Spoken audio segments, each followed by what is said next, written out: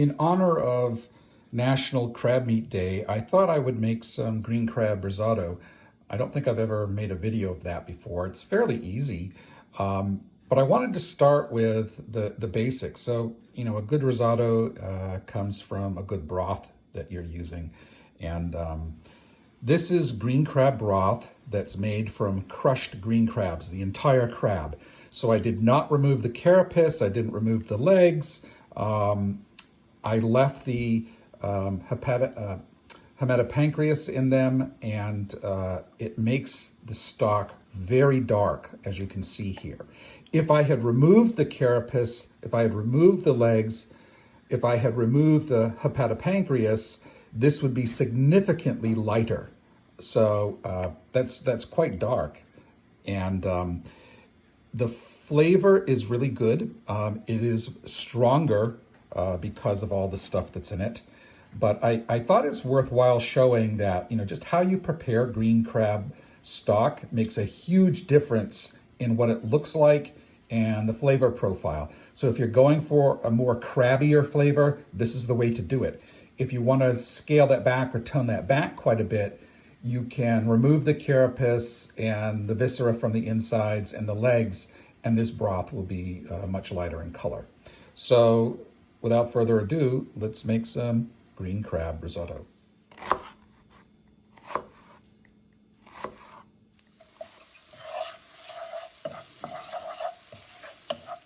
So I have my shallots cooked down a bit in some butter and olive oil. It's now time to add in my rice. And the important thing with this is you could actually use any kind of rice, but it won't be right. It won't be creamy right unless you use a nice arborio rice. So that's what I am using.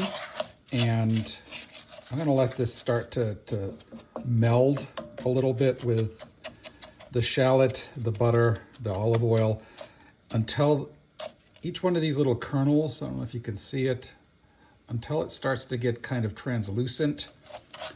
That's when I know that I can move on to the next step. And the next step after this is I've just added my wine, and you can see that it's just covered the rice.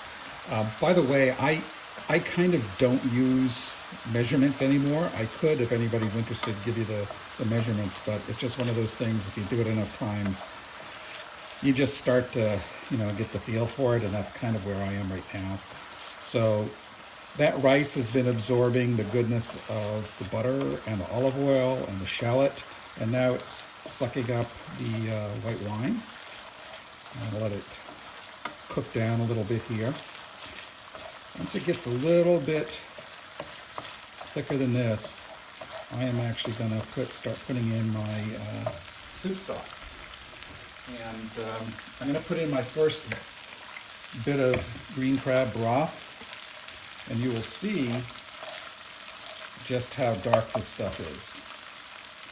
So here we go.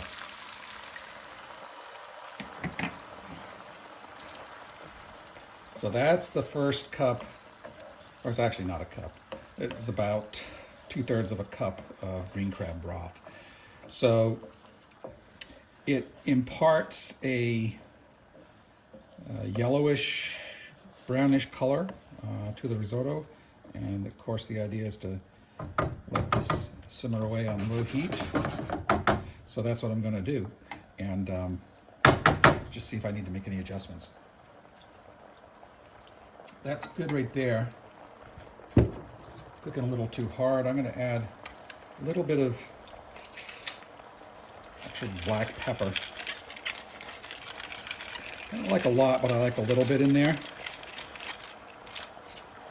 So we'll see if that's enough. My guess is it will be, but already smells good.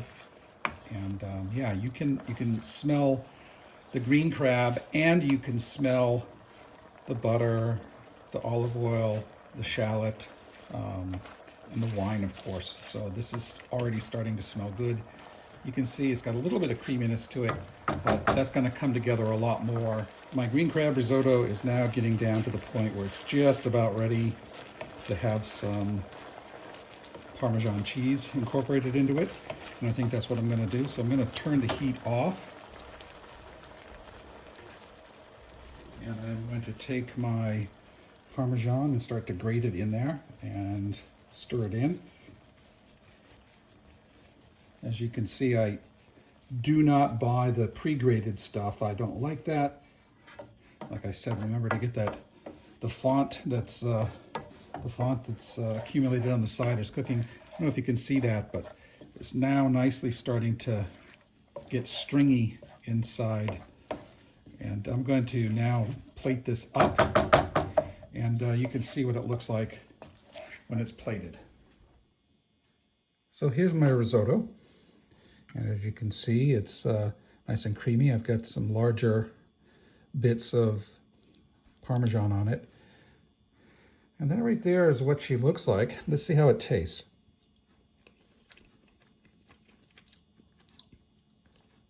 Yeah, I mean, this is got a little bit of tooth feel left in the risotto. I think that the green crab and Parmesan really go together well because, like I said, the green crab is slightly sweet and it has that umami thing going on. So by the time, oh yeah, look at that melting in there. So by the time, it gets to this consistency, it's really, really creamy, and it has that sweet, that depth of Parmesan flavor. You can get the white wine in the background to it.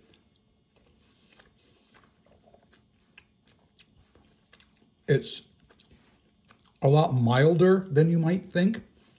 The smell is, I think, very seafoody, but the flavor is so much more complex with all of these things mixed in with one another.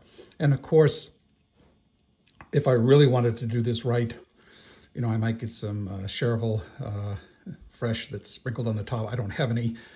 It's not really in season around here right now in March. So, or any kind of herb, I think would be a nice addition to it. But yeah, this is just some very mellow, flavorful, nice to eat risotto. And every time you eat this, you're helping to get green crabs out of our waters. And you're really making a direct impact on improving the health of our oceans and even global warming, as green crabs are known also as multipliers of global warming by their destruction of ecosystems. So I hope if you have a chance to make some green crab risotto, you will. And I don't think that you'll be disappointed, and I think you'll be back for more. Thanks for watching.